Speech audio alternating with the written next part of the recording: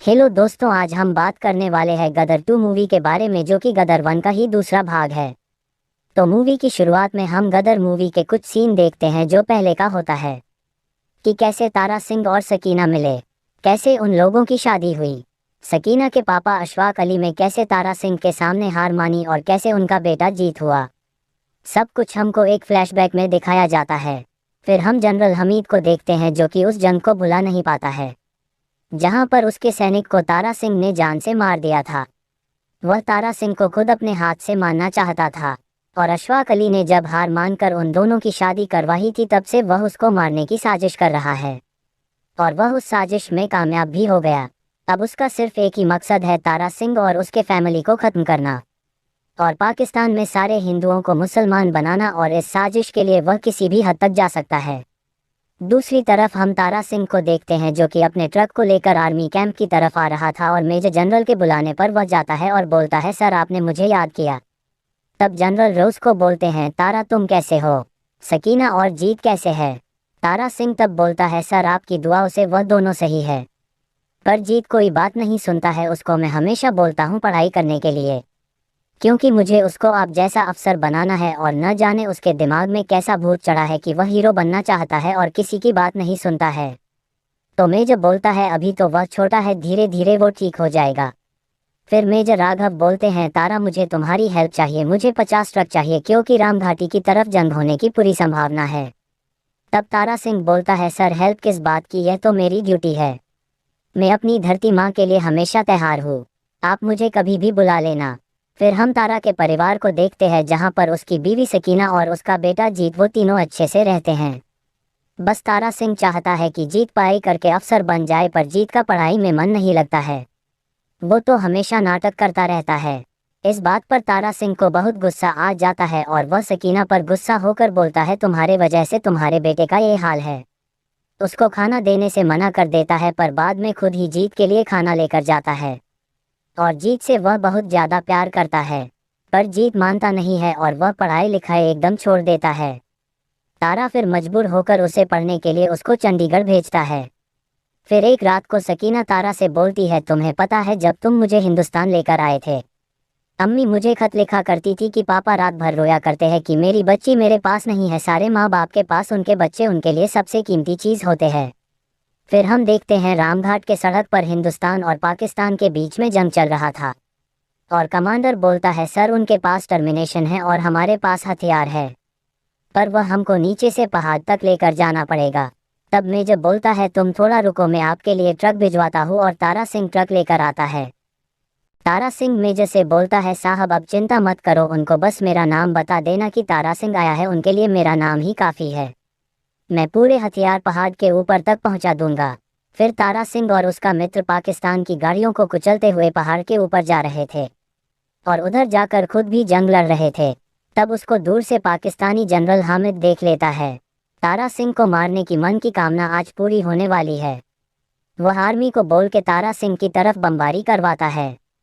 फिर जब तारा का पता नहीं चलता है, सकीना और जीत आर्मी के बेस कैंप पहुंचते हैं और तारा सिंह के बारे में पता करते हैं।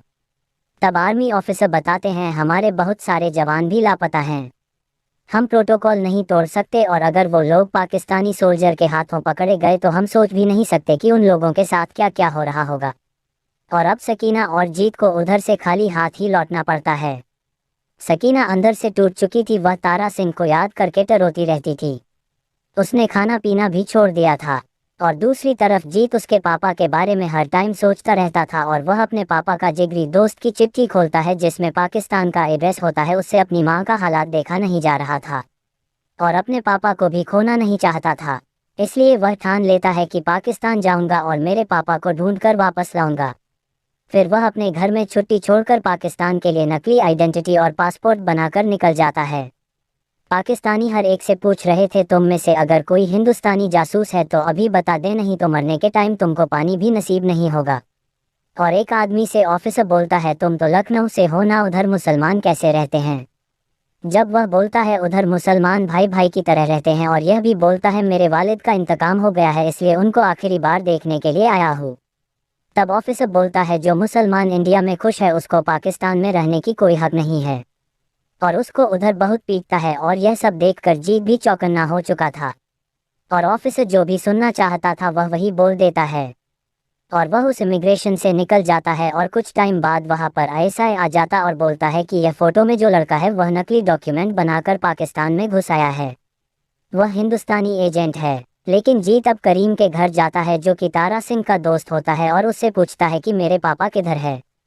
वह बोलता है बेटा मुझे तो सही से नहीं पता तुम्हारे पापा कहाँ पर है, पर जिन कैदियों को पकड़ा गया है उन लोगों को वे एक स्पेशल जेल में रखते हैं जो कि लाहौर में है।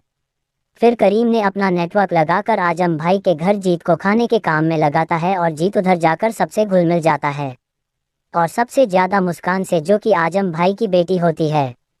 वास्तव में मुस्कान को फिल्मों का बहुत शौक था और आपको तो पता जीत भी हीरो बनना चाहता है। अब धीरे धीरे वे दोनों प्यार करने लगते हैं और दूसरी तरफ जीत प्लान बनाता रहता है कि वह इस देश से अपने पापा को छुड़ाकर कैसे निकलेगा। फिर ईद के अगले दिन मुस्कान उसको प्रपोज करती है और बोलती है कि मेरे जीवन साथी तुम बनोगे, पर अगले दिन जीत गायब होता है और करीम चाचा से जीत जाकर बोलता है मैंने मुस्कान को अंधेरे में रखा है, मुझे उसका दिल तोड़ने का कोई हक नहीं बनता है। जब उसे मेरी असलियत का पता लगेगा तो वह मुझसे नफरत करेगी। लेकिन मुस्कान पीछे खड़ी सब बातें सुन लेती है। वह पूछती है कि तुम्हारा असली मकसद क्या है, तो जीत उसके सामने सब सच बता देता है। वह बताता है कि वह अपने पापा को खोजने के लिए आया है। अब मुस्कान भी उसकी बात को मानने लगती है। अब वे दोनों ईद का खाना पहुंचाने के लिए लाहौर जेल जाते हैं और अब जीत की मुलाकात हामिद से होती है जो कि बहुत ही बेरहम होता है और वह हर एक कैदी को जानवरों की तरह पीट रहा था और उन्हें देखकर जीत बहुत रो रहा था। फिर रात को मुस्कान के घर आईएसआई आते हैं और जीत को ढूंढने लगते हैं, उनको सब कुछ पता चल गया था और जीत रात के अंधेरे में अपने पापा को ढूंढने के लिए जेल में जाता है। तब एक कैदी बोलता है बेटा तारा सिंह को तो उन्होंने पकड़ा ही नहीं है, जब उन्होंने बमबारी की थी तो तारा सिंह नदी में गिर गए थे और उन लोगों ने केवल हमको ही पकड़ा था। और दूसरी तरफ तारा सिंह घर पहुंच जाता और सकीना को सारी बात बताता है कि कैसे वह नदी से गिर गया, वह कोमा में चला गया था, वह चाहकर भी घर नहीं पहुंच सकता था। और जब उसको पता चलता है कि उसको बचाने के लिए जीत पाकिस्तान गया है तो वह गुस्सा भी हो जाता है, साथ ही इमोशनल भी हो जाता है और सकीना से वादा करता है मैं जीत को वापस घर ले आऊँगा, तुम बिल्कुल भी चिंता मत करो। फिर तारा सिंह पाकिस्तान के लिए रवाना होता है और रास्ते में उनको अपनी फैमिली के बारे में याद आता है। फिर तारा पाकिस्तान पहुंचता है। उधर हिंदुओं को मुसलमान बनाया जा रहा और हिंदुस्तान मुर्दाबाद के नारे लगाए जा रहे थे। उस माहौल को देखते वह चुपचाप उधर से निकलकर करीम के घर पहुंचता है, पर वहां पर करीम नहीं मिलता है। पर रास्ते से उसको इकबाल मिलता है। इकबाल तारा सिंह का दोस्त होता है और वह करीम से उसका मुलाकात कराता है। फिर उसको जीत के बारे में पता लगता है कि जीत को पकड़ लिया है। दूसरी तरफ हामिद जीत को बहुत पिटता है और जीत बताता है अगर मेरे पापा को एक बार पता लग गया कि तूने मेरी ऐसी हालत की है तो वो तुम्हें मार देंगे। और हामिद ने मुस्कान को भी यह बोलने के लिए मजबूर कर दिया था कि जीत ने उसका बलात्कार किया है और यह बात बोलने से लोग भी जीत पर भड़क जाता है, उस पर पत्थर वार करने लगता है। और तभी तारा सिंह की एंट्री होती है और यहाँ पर काफ़ी मज़ा आता है। तारा सिंह तब वहाँ के लोगों को बोलता है पाकिस्तान से ज़्यादा मुस्लिम हिंदुस्तान में है, अगर जितने मुसलमान पाकिस्तान में हैं उनको यदि हिंदुस्तान में बसने का मौका मिले तो तेरा पाकिस्तान कटोरा लेकर खड़ा होगा, भीख देने के लिए भी कोई नहीं बचेगा। फिर घमासान युद्ध होता है। फिर हामिद के बेटे को आगे करते हुए बाप बेटे दोनों वहां से निकल जाते हैं और रात को कर्नल हमीद को बुलाकर बोलता है तुम्हारे पास 3 दिन का समय है, अगर तुम उन लोगों को नहीं पकड़ पाओ तो खुद को मार देना। फिर वो लोग सकीना से बात करते और बोलते हम लोग यहाँ पर ठीक है। तभी करीम बताता है कि पूरे बॉर्डर को हमीद ने सील करा दिया है, हमारा यहाँ से निकलना बहुत ही मुश्किल है। तभी पाकिस्तानी सैनिक आता है और उन पर गोली चला देता है। अब जो तारा सिंह ने जो कमाल दिखाया है भाई, वह बॉक्स ऑफिस पर धमाल मचा देगा। फिर उनकी गाड़ी के ऊपर तोप मारी जाती है और बाप बेटे अलग हो जाते हैं। फिर रात को वो लोग एक दूसरे को इधर उधर ढूंढ रहे थे और तारा सिंह तब एक पुराना गाना गाता है जो कि उसने बचपन में जीत को सुनाया था। अब जीत भी घायल हालत में वह गाना गुनगुना रहा था।